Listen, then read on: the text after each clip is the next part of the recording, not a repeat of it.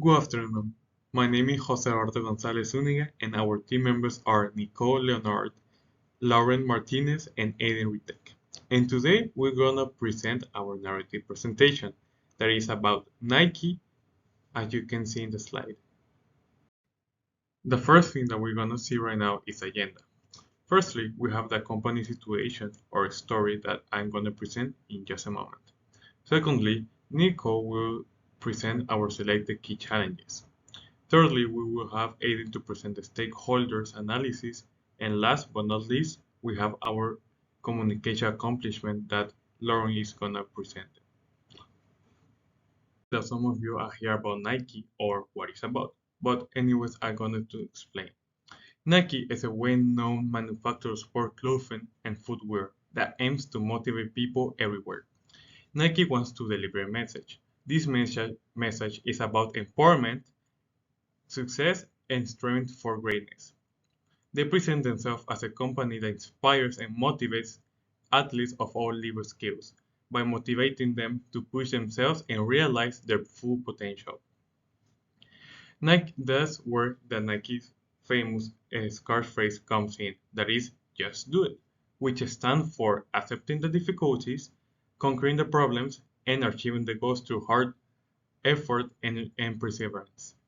Nike, with a total of 1,046 worldwide stores and 206 just in the United States, become one of the significant companies with a great power on the market.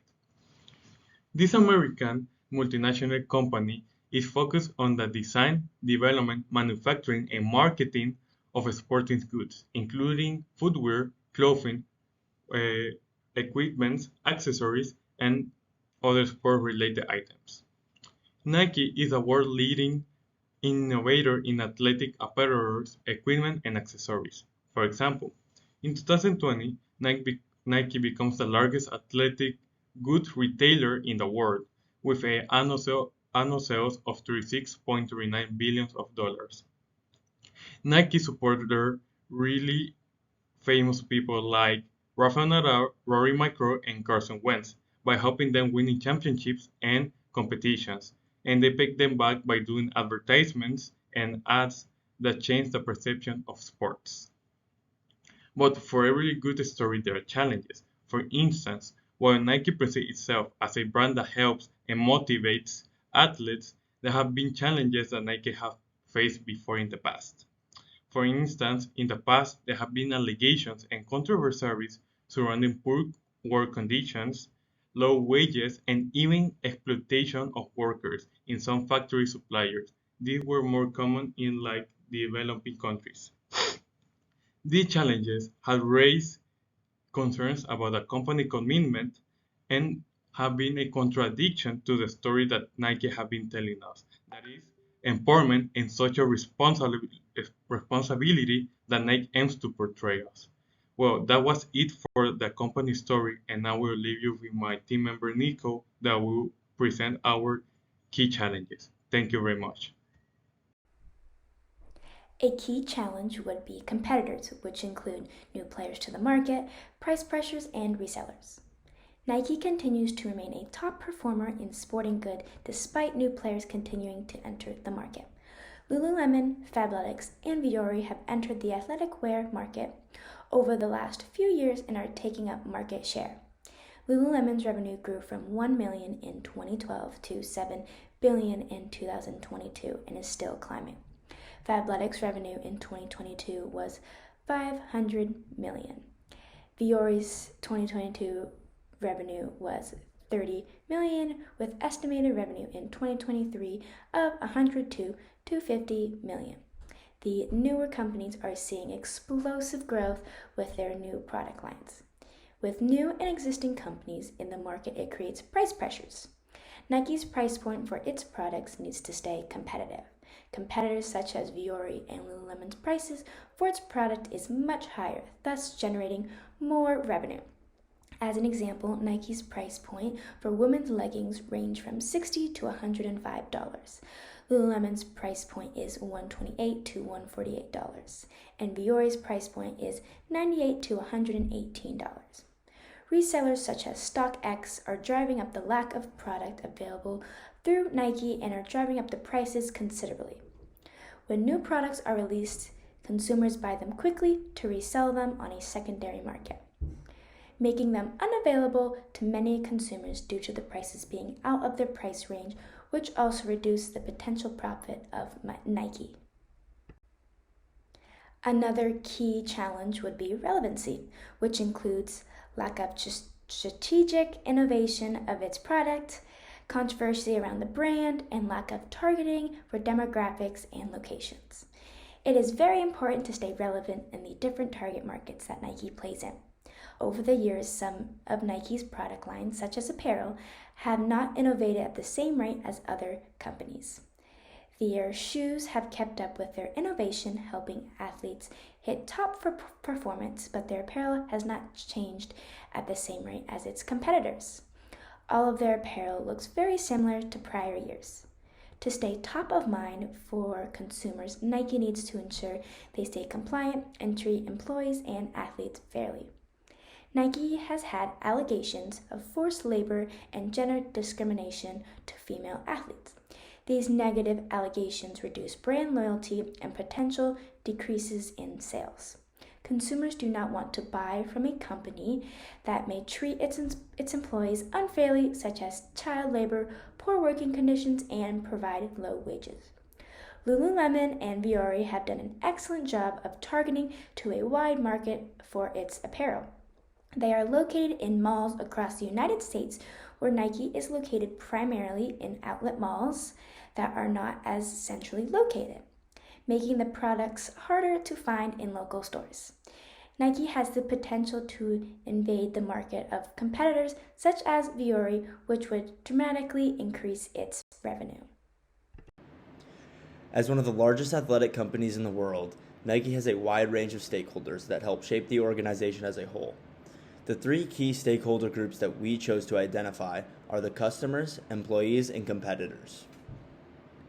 So, when looking at the first step in the 4-step model that we find in the textbook, our first one is identifying stakeholders.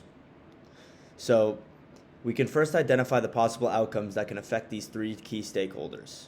With our issues of relevancy and competition, all three of these key stakeholders are greatly affected in both good and bad ways. When a company is doing its best job to stay relevant, depending on how good of a job this company does, it will show how much impact it has on the stakeholders. For example, if Nike continues their excellent recent history of staying relevant and holds on to that number one spot out of all athletic companies, the stakeholder group of employees will continue to thrive. However, if Nike doesn't do a good job in order to stay relevant, this could significantly help the competitors. Customers play an important role in being a key stakeholder group because they are really the ones who depict the outcome of profits and revenues coming through the company. And examples of how customers can be affected is by the quality of products they are purchasing. If a competitor market such as Adidas comes out with a new shoe or any athletic product that is more durable or more flexible than a product you can purchase at Nike, this will drive that customer away. On the other hand, if Nike can keep releasing new products and upgrading their brand, they will hold on to their customers and even bring in new customers. This really goes to show why customers play such an important role in this company's revenue. Now we are going to dive into understanding the stakeholder groups. First, we have customers.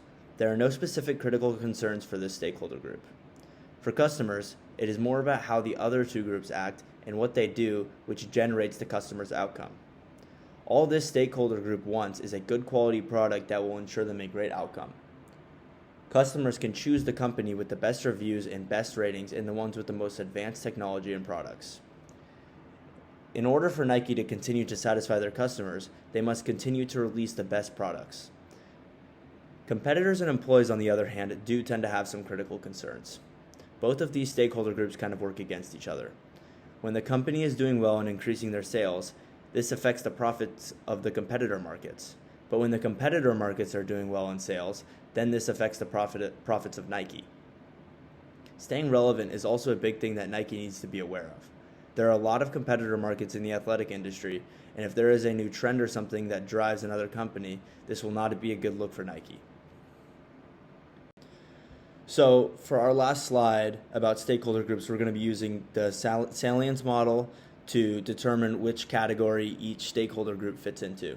So on the right side, you can see the model with a bunch of different categories, and on the top and then the bottom two corners, you can see power, urgency, and legitimacy. So you kind of want to fit each stakeholder group into like how much power, urgency, or legitimacy do they have, and that's kind of how you can help figure out which group they fit into. So first of all, I think customers fit into the dominant section. The reason I think this is because customers play a big role in the company's profits, so they have a lot of power and legitimacy. Customers, however, do not have any urgency. They are in no hurry to get anything done, and they are just there to wait around for the products to release. I would classify employees under definitive. They're kind of just a mix of everything. They really don't lean towards one side. They have some power, urgency, and legitimacy. Lastly, I would consider competitors to be demanding. This is because competitors do not have any power within another company. All the competitors have is the urgency to compete with Nike when it comes to staying relevant and releasing new products on time. Hi, my name is Lauren Martinez, and I am going to be presenting the communication objective for Nike. The communication objective to bridge a gap within Nike's divergent narratives is providing advice. Nike is heavily focused on advertising the customer satisfaction, their customer reviews, but they aren't focusing as much on the advice that they can give their consumers in order to improve the customer satisfaction. The way that Nike portrays their divergent narratives is through an act of storytelling, knowing that they are focused on product, promotion, price, and place when creating an item for people. This is one of their innovative marketing strategies compared to other companies. Like, for example, Adidas. They are focused on cutting down the production costs and the production time when making shoes, whereas Nike is focused more on their marketing strategies and how they are going to reach the target audience. The act of storytelling is a way to motivate the audience that's watching these advertisements with the use of influencer marketing, which is really interesting because Nike targets their audience of all ages with many different influencers. These stories are also displayed on many different types of platforms like social media and etc., as well as big banners. Influencer marketing spreads brand awareness. Nike heavily focuses on the sustainability of their shoe and giving back to their customers.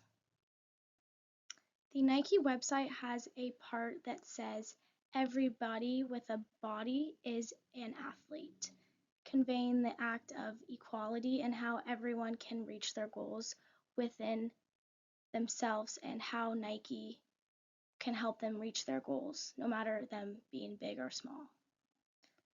Providing advice to a team member, a colleague, an employee, a stakeholder can allow them to make more informed decisions. External stakeholders can benefit from receiving this advice because they can make stronger decisions when deciding what to purchase as well as what to invest in. All in all, Nike is focused heavily on motivating their audience with reliable products through the use of storytelling, as well as influencer marketing, as well as real-life examples. I believe that the company's objective of providing advice to internal and external stakeholders, as well as team members, will allow for a more effective and efficient production outcome, as well as allowing for Nike to guide their audience to the right product for them. This will allow for higher rates of customer satisfaction as well as employee satisfaction. All in all, providing advice to the customers and colleagues will bridge the gap between their storytelling techniques as well as their outlook for customer satisfaction. Thank you so much for listening to our presentation, and if you have any further questions, don't hesitate to reach out to us via email.